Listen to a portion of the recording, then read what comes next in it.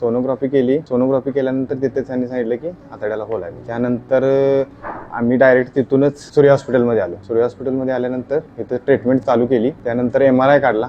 MRI काढल्यानंतर सगळं दिसून आलं स्पष्ट की आतड्याला होल आहे. त्यानंतर विजय कसा सर, देव माणूस, त्यांनी एवढं वय असताना सुद्धा ती धाडस केलं ऑपरेशन करायचं.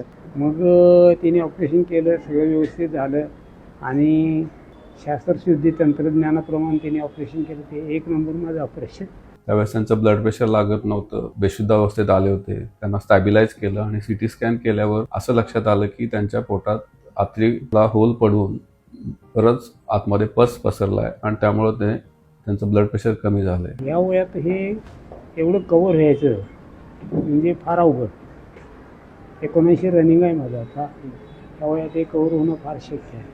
त्यानंतर त्यांना स्टॅबिलाइज करून आपल्या अनेस्थेटिस्टना कॉल करून लवकरात लवकर त्यांचं ऑपरेशन केलं आणि ते जे होल पडलं होतं ते रिपेअर करून आपण ऑपरेशन पूर्ण केलं. त्यानंतर पण त्यांना वय जास्त असल्यामुळं ऑपरेशन नंतर निमोनियाचा त्रास झाला. निमोनियाच्या त्रासात डॉक्टर वोरा सरांनी त्याची ट्रीटमेंट केली आणि आता त्यांना त्या दोन्ही गोष्टीतून त्यांना बाहेर काढण्यात आलं आहे आणि आज त्यांचा डिस्चार्ज आहे. त्या ऑपरेशनमधून ते एकदम बरे झालेले आहेत.